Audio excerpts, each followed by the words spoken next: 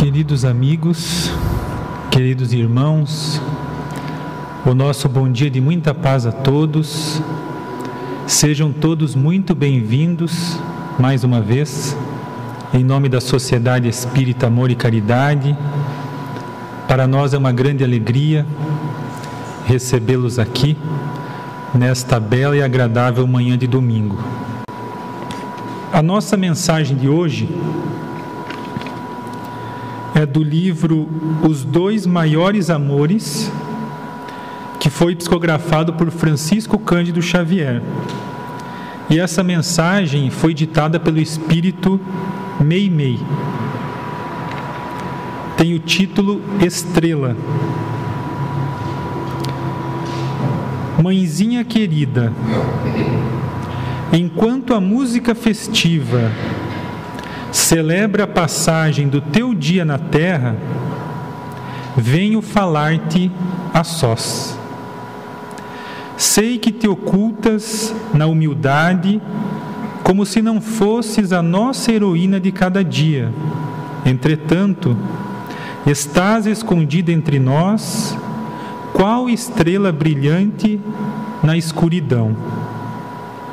Ante os poemas de louvor com que te honram a bênção, entro no santuário da memória para lembrar-te, e recolho na concha da saudade as canções com que me guardaste o berço, as palavras de ternura com que me deste apoio aos primeiros passos, o aconchego de teu colo e o veludo de tuas mãos.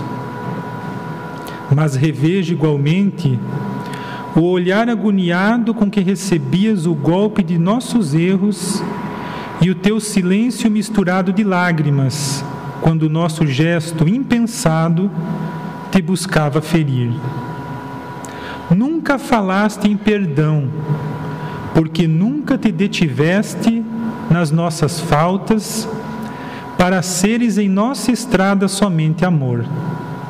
Sei agora, contudo, quantas cruzes invisíveis de sofrimento te algemamos no coração.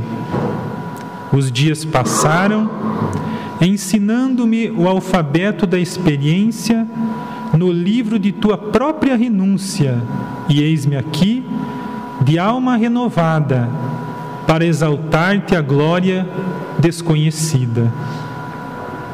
Quisera ofertar-te os mais belos tesouros do mundo, no entanto, mãezinha, o ouro da terra é simples metal duro e frio quando se trata de brindar uma estrela.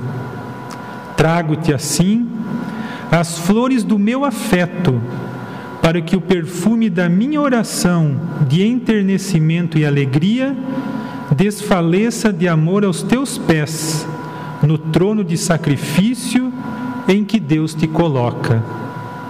E estendendo os meus braços sequiosos de teu carinho, repito de novo, em preces, estrela divina, envolve-me em tua luz. Vamos nos unir em pensamento para fazermos a nossa prece de gratidão a Deus, o nosso Pai, por permitir que por mais um dia nós regressássemos à esfera física, ao corpo físico,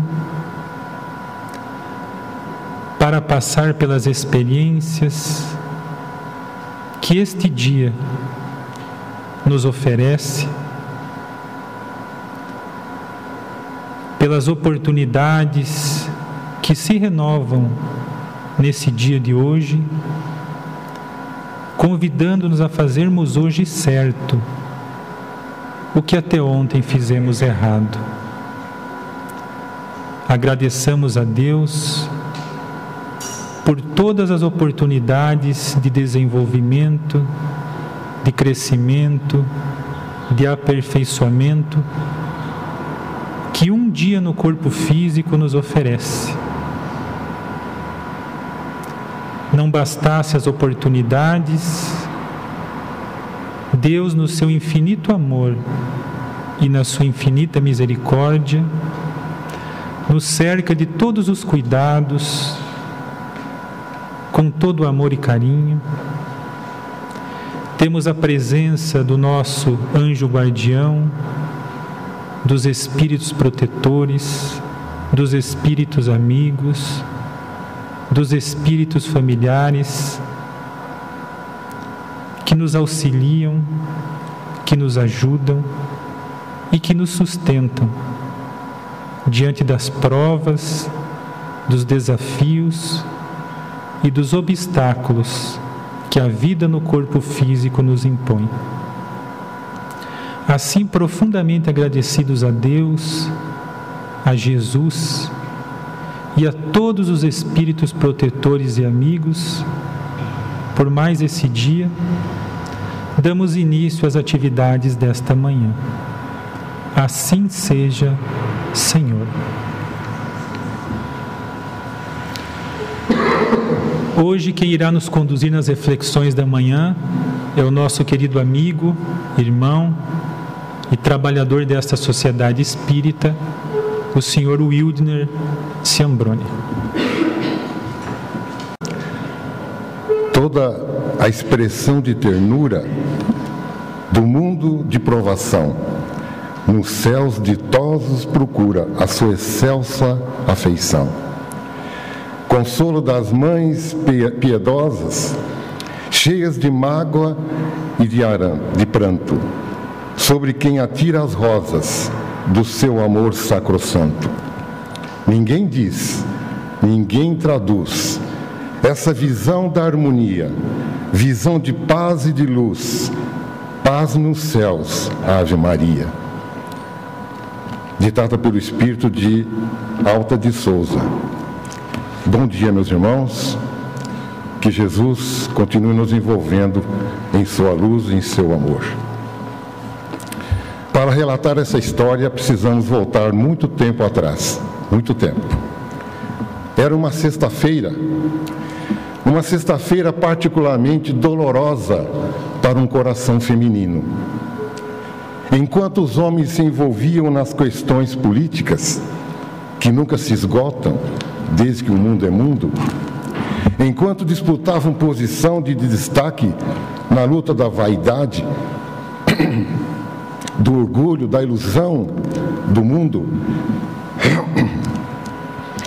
enquanto religiosos se apegavam a templos de pedra, a hierarquias, rituais, regras de proceder, vestes, o que é certo, o que é errado, enquanto as criaturas humanas daquela cidade mergulhavam na vida física, nas ilusões que a vida física proporciona. Obrigado.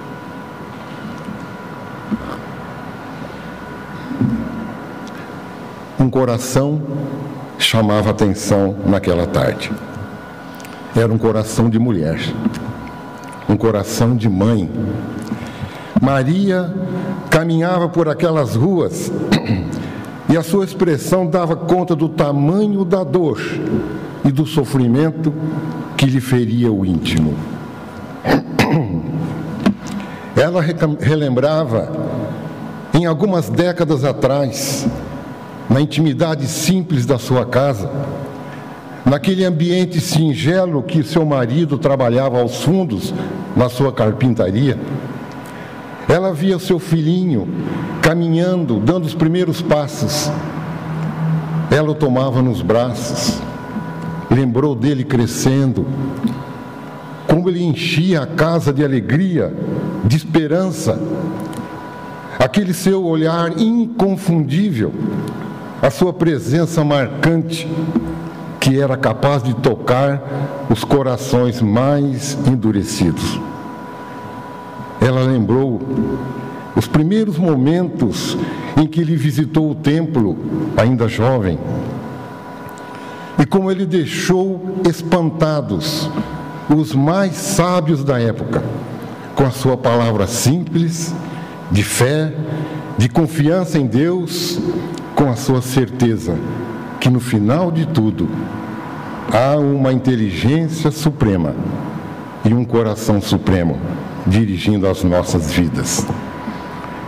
Maria se lembrava do pedido que Jesus lhe fez, que ela não buscasse intervir na sua vida para que ele alcançasse posição de destaque, mas que ela confiasse na tarefa que o Pai lhe concedera, entregara.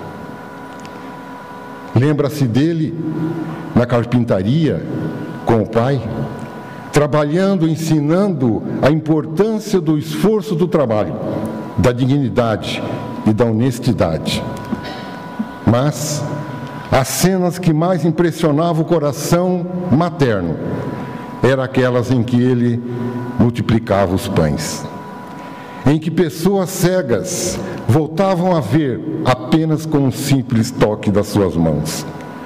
Pessoas leprosas que já não tinham membros e bastava um toque seu para que o corpo físico ficasse perfeito novamente.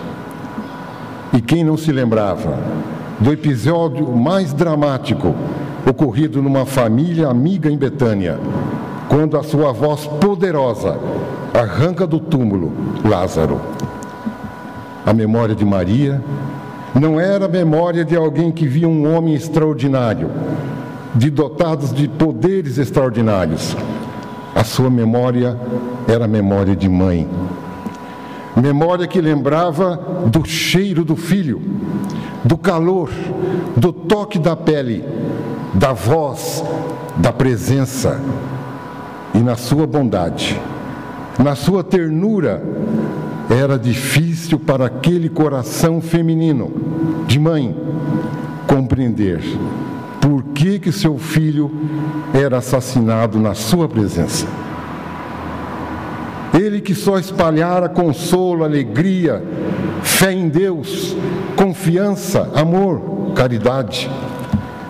Ela que vivera a vida inteira no trabalho, na dignidade do lar, era agora chamada a presenciar uma das maiores cenas de violência e crueldade da humanidade. Não só prenderam injustamente o seu filho, como se excederam em requinte de crueldade. E o que mais impressionava o seu coração materno: se o seu filho fora capaz de curar cegos, paralíticos, leprosos, por que ele não usara nenhum de seus poderes para salvar a si mesmo? No momento da sua prisão, Jesus silencia e aceita toda a violência, qual se fora ele um rio que recebesse pedrada, lodo e dissolvesse toda a maldade, sem nenhuma reação. A cena era de tanta perplexidade que alguns chegaram a insultar, a usar de ironia: não és o Salvador do mundo? Por que você não salva a você mesmo? Os apóstolos perplexos. Se ele era um enviado de Deus, por que Deus não isentara da dor? Por que Deus permitia aquela injustiça, aquele sofrimento? E por que Jesus renunciara a usar das suas faculdades de espírito único na terra para aceitar resignado a incompreensão, a intolerância, a violência e a maldade do mundo? Naquela sexta-feira, o vulto mais impressionante era o de Maria de Nazaré, a mãe que tinha certeza absoluta da pureza do seu filho e da suprema injustiça que ele vivia. Mas nós aprendemos no Evangelho segundo o Espiritismo de Allan Kardec, capítulo 9: bem-aventurados os que são brandos e pacíficos, especialmente no item 7, que se chama a paciência. E um espírito dita: a dor é uma bênção que Deus envia a seus eleitos.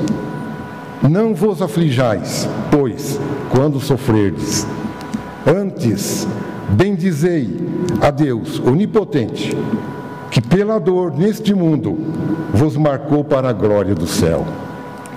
Não for em vão que o Cristo escolhera aquele coração de mãe, que era uma rocha de resistência, uma rocha de resignação, uma fortaleza de paciência.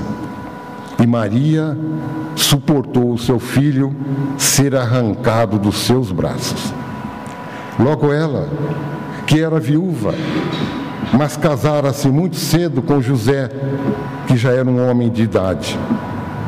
Mas a sua fé, a sua confiança de que por trás de todas as circunstâncias, e até mesmo por trás dos nossos erros, dos nossos desatinos, há uma inteligência suprema e uma misericórdia guiando os nossos destinos. Entender? Quem poderia entender? Quem seria capaz de entender o que se passava? As razões. Por quê? Maria jamais se entregou aos porquês. Algumas coisas dessa vida não serão entendidas nessa vida. E ela sabia disso. Maria renunciara a tentar entender o planejamento de Deus para a sua vida. Ela simplesmente aceitou, resignou-se, e era comovedor vê-la acolhendo o corpo do seu filho, preparando-se para o enterro, derramando todo o seu amor, toda a sua dedicação. Mas não for em vão a derradeira lição do Evangelho. A derradeira lição que há mais de 1700 anos os religiosos escondem da humanidade. Porque em sua maioria, com raras exceções, as religiões do mundo continuam em busca de dinheiro, de poder, posição e dogmas, mas não se prepara os corações para os sofrimentos da vida. A derradeira lição do Evangelho viria em uma manhã de domingo, cabisbaixos, sem esperanças, aparentemente derrotados, aparentemente massacrados, e só quem sofreu a perda de um ente querido, amado, para entender o peso dessas palavras. É um coração feminino quem vai ao túmulo levar flores, chorar, lembrar, logo seguida pela mãe, modelo e guia. E naquela manhã, a lição derradeira de Jesus para o mundo era a lição da imortalidade da alma. Voltar o Cristo do túmulo, sem cicatrizes, sem lágrimas, sorridente, vitorioso, verdadeiramente vitorioso, cumprindo a sua profecia. Tende bom ânimo, eu venci o mundo na glória da imortalidade da alma. E o coração de Maria pôde descansar um pouco. Metade da dor seria retirada. Agora, ela tinha certeza de que seu filho estava vivo, longe dela. Ela não poderia sentir o seu cheiro, ela não poderia tocar nele, não poderia envolvê-lo em seus braços de mãe, não poderia acariciar os seus cabelos, não poderia ouvir a sua voz, mas tinha certeza de que permanecia vivo, carregando a dor da saudade, carregando a dor da separação, carregando a dor da viagem. E a pedido do seu próprio filho na cruz, porque um dos últimos pedidos do Cristo na cruz para a mãe foi: não deixe a dor te derrotar, não deixe a dor realizar o seu amor, paralisar o seu amor. Deixe o seu amor fluir por outros canais, porque o amor, quanto mais se divide, mais se multiplica. Jesus diz para ela: mãe, eis aí o teu filho. Eu lhe dou o filho para que fique no meu lugar por enquanto. E Maria colhe João Evangelista. Ele se dirige para Éfeso. Todos descobrem que a mãezinha de Jesus morava em uma pequena casinha, no alto de um monte, nas proximidades da cidade de Éfeso. E durante o dia, jornadeiros, peregrinos de todos os lugares vinham àquela casinha para ouvir a palavra de consolo de uma mãe especial. Porque o seu coração de mãe seria capaz de confortar, de consolar e de esclarecer. Com seu espírito amadurecido na dor e na saudade, Maria sempre orientava: meu filho, isso também passa. Todas as situações dolorosas, todas as situações de tormentos, de desespero, de separação, de saudade, de afastamento dos nossos seres mais queridos, também passa. Porque a lei de Deus não é de separação, é de união. A lei divina não é de despedida, é de encontro. Mas falava Maria com base na fé, porque ela estava separada do seu filho. Ela tinha certeza que ele vivia, e muitas vezes ele aparecia para os apóstolos. Jesus conversava com todos que ele estava vivo, e ela tinha certeza. O que doía era a saudade. Mas na sua fé gigantesca, ela tinha certeza que isso também passa. E aguardava o momento do reencontro com o Mestre. Àquela altura da vida, Maria sabia o que todos nós deveríamos saber. A vida no mundo é uma jornada, é uma peregrinação. O desafio é que não é uma viagem breve. Para alguns, sim. Para alguns é uma breve jornada. Mas, para a maioria de nós, é uma longa viagem. 50, 60, 70, 80, 90 anos. E quando a viagem é muito longa, você costuma esquecer de que é um viajante. E nós temos a impressão, alguns de nós aqui têm a certeza de que pertence a esse mundo, de que essa é a vida definitiva, derradeira, e de que essa é a única vida. Acontece que a nossa casa verdadeira não é aqui. Nós saímos num grupo de viagem. No nosso grupo estavam nosso pai, a nossa mãezinha, aqueles que seriam nossos filhos, nossos netos, nossos irmãos e irmãs, nossos parentes queridos, nossos amigos queridos, que às vezes são mais íntimos, mais amados por nós do que pelos nossos parentes consanguíneos, porque são a nossa família espiritual. Nós saímos numa grande excursão, mas alguns chegaram antes, outros pouquinho depois. Necessariamente, quem veio antes não vai antes. Não é assim a viagem. Às vezes, quem veio antes é o último a ir embora. Nós não sabemos, enquanto estamos aqui em viagem, qual do nosso grupo voltará para casa antes de nós. Só temos uma certeza: todos voltaremos para casa. Todos. Porque a casa é o nosso lugar. A viagem do mundo é uma viagem tão encantadora que nós nos distraímos no caminho e começamos a acreditar que vamos ficar para sempre, que os nossos entes queridos estarão sempre ao nosso lado aqui. Mas não é assim. E na natureza da viagem, é da natureza da viagem, que tudo seja provisório. Tudo tem data para começar e para acabar.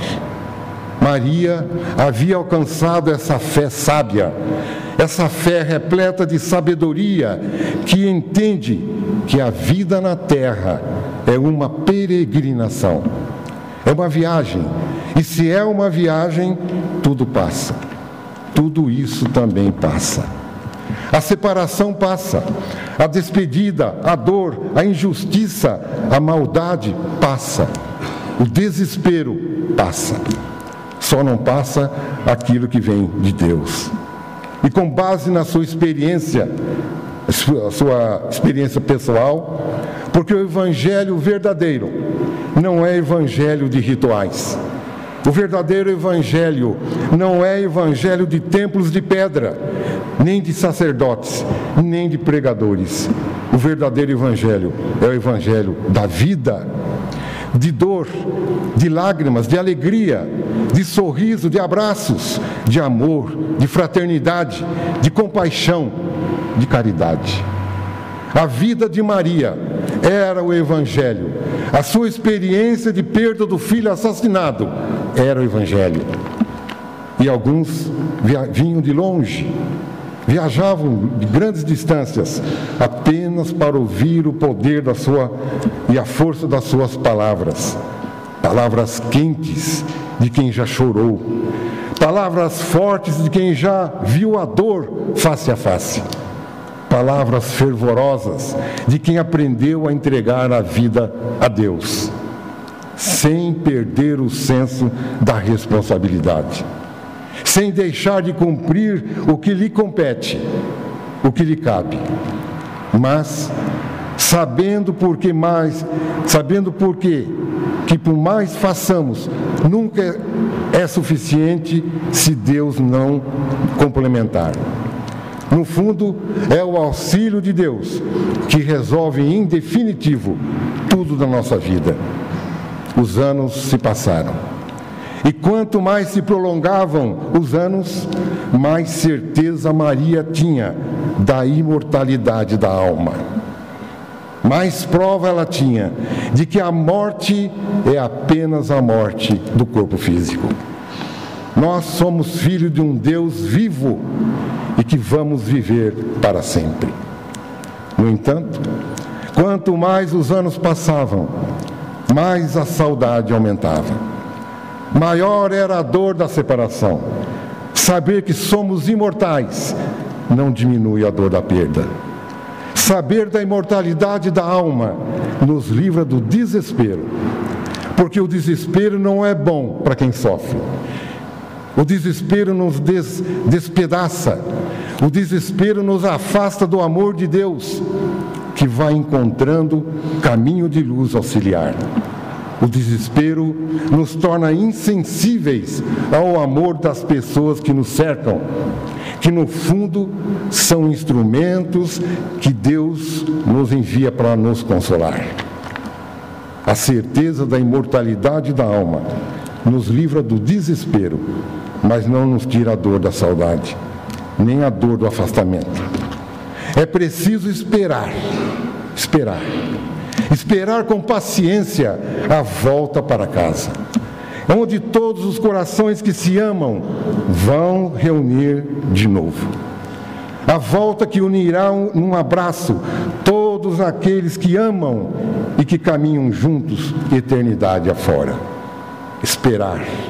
E Maria esperou e ensinou a paciência, porque sabia ela que nem sempre a dor é um resgate. No caso dela, o Cristo pedira ao seu coração valoroso, corajoso de mãe, que viesse ao mundo acompanhá-lo, porque ele necessitaria de uma mãe forte o suficiente para ajudá-lo a cumprir a sua missão. Jesus, meus irmãos, pedindo ajuda à mãe, e muitos de nós não aceitamos nenhum conselho da nossa mãe. Nesse momento que nos reunimos aqui, muitos espíritos se preparam para a volta na terra. Eles sabem das dificuldades, das provas e das dores que terão que passar para ressarcir o seu passado. Eles sabem das lutas que aguardam aqui, cada um deles. Sabem que alguns terão uma morte violenta, que terão uma vida de dificuldades financeiras, que terão uma vida de dificuldades afetivas. Sabem alguns que virão com o corpo deformado ou com alguma dificuldade. Sabem, porque a justiça divina alcança todos os seres. E, no entanto, Quando esses espíritos olham para o conjunto de dores que aguardam numa próxima vida, dores necessárias para purificarem a sua alma, dores necessárias para libertá-los do mal, eles imploram por um coração de mãe e de pai, que possa acolhê-los, que possa recebê-los, que possa ficar com eles um pouquinho de tempo, até que eles regressem. Não é um pedido simples, não é um pedido que se faz para um coração imaturo. Algumas mães, alguns pais, alguns avós, alguns tios, tias, alguns parentes, algumas pessoas queridas são escolhidas para acompanharem a dor purificadora do outro. Eles virão antes, receberão esses espíritos pelo amor que têm no coração. Irão aproveitar todas as horas que estarão juntos, nos momentos de alegrias e de desafios. Mas eles sabem por que vieram. Maria sabia que viera para sustentar o Cristo no momento da cruz. Embora ele não necessitasse de nenhuma dor, de nenhuma purificação, porque já era puro. Fazia parte da sua missão de transformação do mundo, encarar a cruz da injustiça, do assassinato, do sofrimento, da dor, para que o sol do Evangelho brilhasse em cada coração. Maria aceitou. Pode ser o seu caso, pode ser esse compromisso que você assumiu, que nós assumimos. É difícil sofrer sem ter alguém ao lado. É difícil passar por uma prova, às vezes tão rude, sem um coração que nos ama, corajoso, valoroso, que fica ao nosso lado e que sofra também as consequências da saudade e das lembranças por amor. É por isso que esse Espírito grita: a dor é uma bênção que Deus envia aos seus eleitos. Talvez você seja um desses eleitos. Talvez você tenha sido escolhido para estar ao lado do seu ente querido que já desencarnou, mas ainda viva. Talvez não possa se comunicar hoje, mas está vivo. E contou com a sua coragem, com a sua fé, com a sua fortaleza, com a sua resistência para passar aqui na terra o que era necessário passar. A certeza da imortalidade da alma vai livrar o seu coração do desespero. Você vai erguer a fronte, vai levantar a cabeça, vai continuar, mas de cabeça erguida, confiante de que nós somos todos imortais. Uma saudade enorme vai crescer no seu peito. A dor da separação vai aumentar a cada ano, até que um dia Maria, já velhinha, foi tomada naquele dia de uma saudade tremenda. Uma saudade que acumulou ao longo de muitos e muitos anos. Naquele dia especial, ela podia sentir o cheiro do seu filho Jesus. Ela quase podia ouvir os passos de criança caminhando dentro de casa. A saudade era tão real que ela podia jurar que sentia o toque das suas mãos.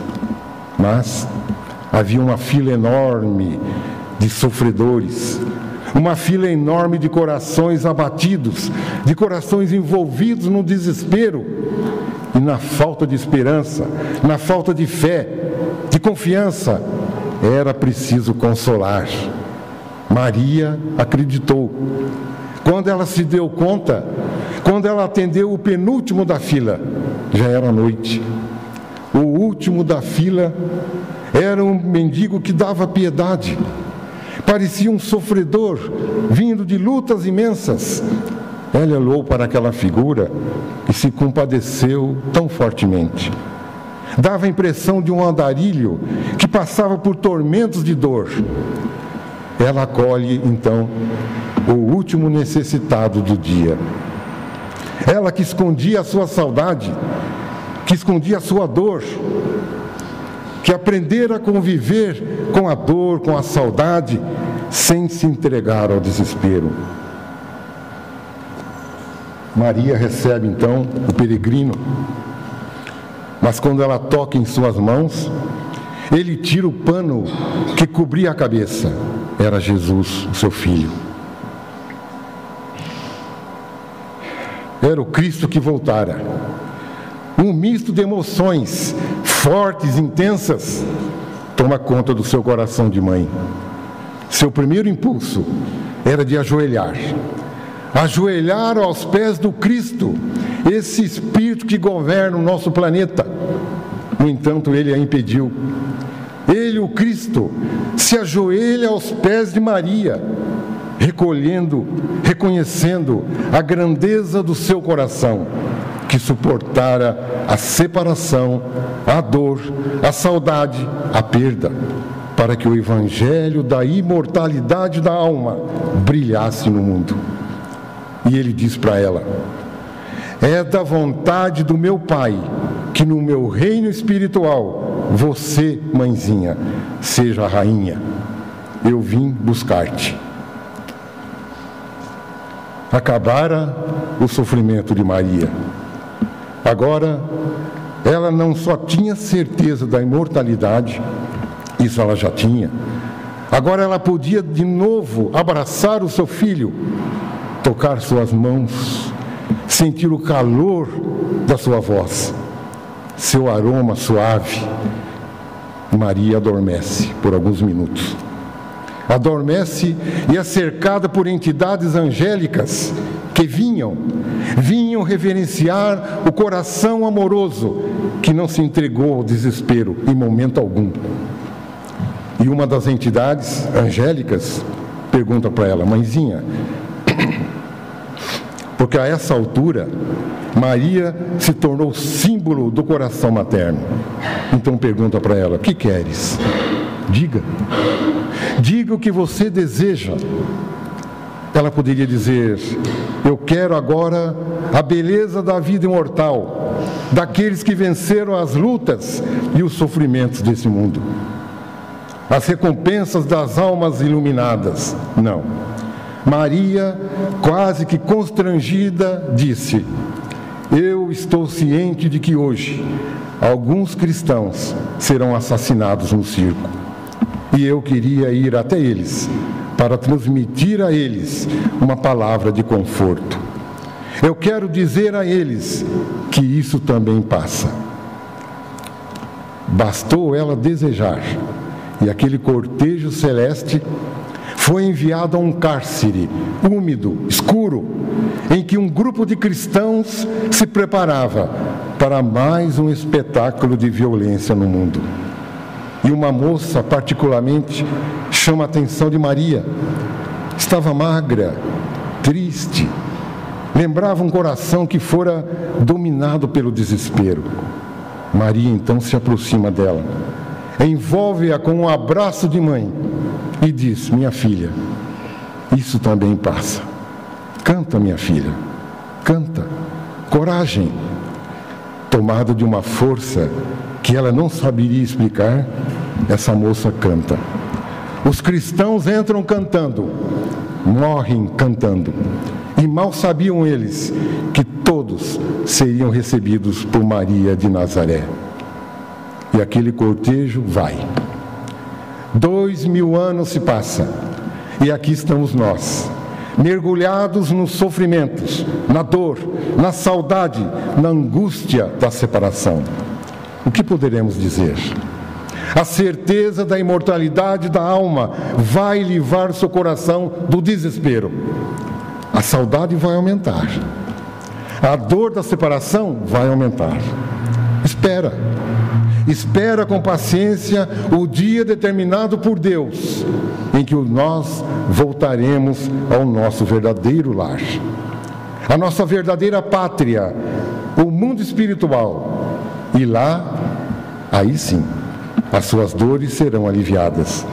e você se reunirá mais uma vez aos corações que te amam, que você ama. Porque a lei de Deus é de reencontro, é de união, e o amor é a força tão poderosa que a separação passageira não é capaz de destruir. Erguendo a cabeça, confiando em Deus, talvez não seja possível entender agora, mas um dia entenderemos. O mais importante que entender é aceitar. Que Jesus e Maria, a mãe que sabe o que você está fazendo, a mãezinha que compreende a sua dor, possa te abraçar e te fortalecer. Que você erga a cabeça e caminhe com coragem até o final da jornada. Diz o espírito de Caena no livro Canção da Natureza, psicografado por João Nunes Maia. E ela diz assim: a própria ciência é consciente de que nada morre. Tudo se transforma no campo da matéria visível. E se isso acontece com as coisas palpáveis, é mais justo que aconteça com o que não se vê, com o espírito. Tudo se transforma, tudo muda, e muda todos os dias. E quando a chama divina abandona um corpo, se prepara para tomar outro com mais eficiência, como se fossem lições mais elevadas. Somos imortais, meus irmãos. A jornada é longa. Eu não sei até quando vai durar a sua, nem a minha. Mas temos certeza de uma coisa: nós vamos se reencontrar de novo. Hoje, amanhã e todos os dias sejam dias felizes para todas as mãezinhas.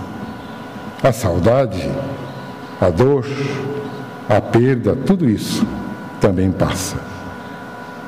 E para encerrar, uma pequenina mensagem do Papa Francisco. Ele diz assim: a mulher é a harmonia, é a poesia, é a beleza. Sem ela, o mundo não seria bonito, o mundo não seria harmônico. Gosto de pensar, mas isso é algo pessoal, que Deus criou a mulher para que todos nós tivéssemos uma mãe. Obrigado.